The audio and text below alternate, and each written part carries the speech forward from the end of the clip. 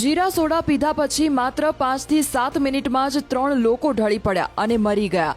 Nadiad police સમક્ષ આ દાવો નજરે જોનાર એક સાક્ષીએ કર્યો છે. નડિયાદમાં દેશી દારૂ પીધા બાદ 3 લોકોના મોત થયાના આરોપ બાદ પોલીસે તપાસ શરૂ કરી છે. જો કે દારૂ પીવાથી જ મોત થયું છે એવું અત્યાર સુધીની તપાસમાં પોલીસને જણાયું નથી.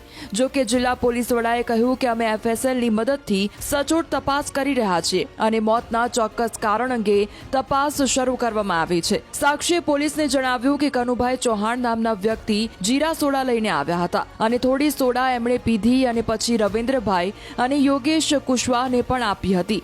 જીરા સોડા પીધાની 5 થી 7 મિનિટમાં જ ત્રણેયની તબિયત લથડવા લાગી હતી. ફુવા ઊભા હતા અને હું અહીંયા મસાલો બનાવતો હતો એટલામાં આજે બોબડો કહે છે બોબો બોબો છે ને સોડા લઈને આવ્યો. સોડા લઈને આવ્યો અહીંયા એને તોડી એને પીધી અડધી ફુવાને આલી તો ફુવાએ અડધી પીધી અને એટલામાં પકોડી વાળા ભાઈ આવ્યા બાઇક લઈને અને એ બાઇક લઈને પકોડી વાળા ભાઈ આવીને અહીંયા ઉભા રહ્યા ને પછી થોડી હતી ને પાછી પકોડી વાળા ભાઈ પીધી અને હું અહીંયા ઉભા જોતો હતો.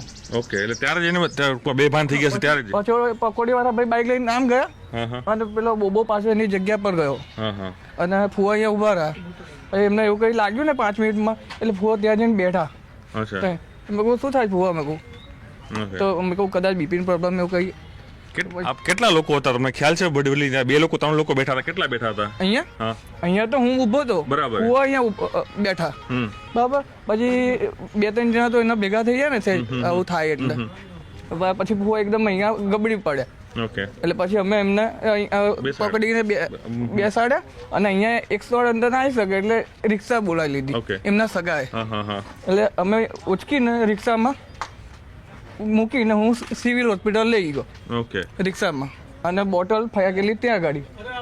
ઓકે, ત્યારે ખબર પડી કે લોકોના મૃત્યુ થયા છે, હોસ્પિટલ દાખલ થયા. બરાબર, હોસ્પિટલમાં દાખલ થયેલા તમે ખ્યાલ પડી મૃત્યુ થયા. સાક્ષી છે નજરે જોનાર વરુણ પરમાર કરીને કે જેઓની પૂછપરછ અમે જાતે કરેલી છે અને વરુણ પરમારના કહેવા મુજબ ગઈકાલે મોડી સાંજે આ જે 3 મરણ જનાર વ્યક્તિ છે એ પૈકીના કનુભાઈ ચૌહાણ જેની ઉંમર આશરે 54 વર્ષ જેટલી છે એ એક પેલી જે જીરા સોડાની બોટલ આવે છે પ્લાસ્ટિકની એ પ્રકારની બોટલ લઈને આવેલા અને એમને થોડુંક એ બોટલમાંથી જે જીરા સોડાની બોટલમાં જે પીણું હતું એ પીધેલું અને ત્યારબાદ એમની બાજુમાં જે રવિન્દ્રભાઈ હતા એ રવિન્દ્રભાઈને આપેલું, રવિન્દ્રભાઈએ પીધેલું અને રવિન્દ્રભાઈએ એ દરમિયાન પાણીપુરીનું કામ કરતા જે યોગેશભાઈ કુશવા છે એ ત્યાં આવ્યા હતા બાઇક લઈને એમનું અને એમને આપેલું. ત્યારબાદ આજે નજરે જોનાર સાક્ષી વરુણભાઈ પરમાર છે એમને પણ એ લોકો દ્વારા કહેવામાં આવેલું કે તમારે આ સોડા પીવી છે પરંતુ એમને ના પાડેલી. ત્યાં એક છોકરો રમતો હતો એમને પણ એમને આ એક ઓફર કરેલી પણ એ છોકરો પણ રમતો રમતો નીકળી ગયેલો અને એને પીધેલું નહીં. હવે વરુણ પરમારના જે કહેવા મુજબ એમની હાજરીમાં જ જે રવિન્દ્રભાઈ રાઠોડ છે એ એકદમ અનઇઝીનેસ ફીલ કરી અને 5 જ મિનિટની અંદર બેસી ગયેલા અને એમને વોમિટ જેવું થતું હતું અને બેભાન થઈ ગયેલા. એટલે તાત્કાલિક એ એમને હોસ્પિટલ પહોંચાડેલા અને અન્ય જે 2 વ્યક્તિઓ છે એમને પણ 5-7 મિનિટની અંદર જ તકલીફ થતાં એ લોકોને પણ અલગ અલગ જગ્યાએથી હોસ્પિટલ ખાતે પહોંચાડવામાં આવેલા. હોસ્પિટલ ખાતે જ્યારે પહોંચાડ્યા ત્યારે કનુભાઈ ચૌહાણ છે એમનું ઓલરેડી ડેથ થઈ ગયેલું ડૉક્ટરના કહેવા મુજબ અને અન્ય જે 2 વ્યક્તિઓ છે એ બંનેનું ડૉક્ટર લાંબી ટ્રીટમેન્ટ આપી નહોતા શક્યા. શરૂઆતની ટ્રીટમેન્ટની અંદર જ એમનું પણ મૃત્યુ થયેલું. આ બાબતમાં ડૉક્ટર સાથે ચર્ચા વિમર્શ કરી અને અત્યારે મોર્નિંગમાં જ વહેલી સવારે એમના પરિવારજનોને બીજી કોઈ તકલીફ ન પડે એટલા માટે CDHO જોડે વાત કરી અને એમના પેનલ ડૉક્ટરથી PM સ્ટાર્ટ કરવામાં આવેલા છે અને ખાસ FSL અધિકારીની હાજરીની અંદર કારણ કે જે ગઈકાલે એ જે જીરા સોડાની બોટલથી આ લોકોએ 3 જણાએ જે પીણું પીધેલું તો એ બોટલ આ જે નજરે જોનાર સાક્ષી છે એ અને બીજા 2 વ્યક્તિ હતા એ પૈકીના એક વ્યક્તિએ ત્યાં દુકાનની બહાર જે ડસ્ટબિન છે એની અંદર ફેંકેલી એટલે તાત્કાલિક આપણે એ ઘટના સ્થળને પ્રિઝર્વ કરેલું અને FSL અધિકારીની હાજરીમાં હાલ પંચનામાની વિગતે એ ડસ્ટબિનની અંદર જે બોટલ્સ છે એ તમામ બોટલ્સ કબજે લઈ અને FSLને મોકલી રહ્યા છીએ કે જેથી કરીને બોટલ્સની અંદર પણ જો કોઈ ઝેરી દ્રવ્ય હોય તો એ ખબર પડે. આની અંદર ખાસ અગત્યની બાબત એ છે કે પીણું પીધા બાદ 5 જ મિનિટની અંદર ખૂબ જ એની ઘાતકી અસર જે થયેલી છે તો એ બાબતે FSL અધિકારી જે એના એક્સપર્ટ છે એમના માર્ગદર્શન હેઠળ હાલ અમે તપાસ કરી રહ્યા છીએ. આ જે તપાસ છે LCBને સોંપી દેવામાં આવેલી છે અને અન્ય જે એની બાબતો છે કે ઝેરી પીણું એ બોટલની અંદર ક્યાંથી આવ્યું અને એ વ્યક્તિએ એ બોટલ ક્યાંથી લીધી હતી.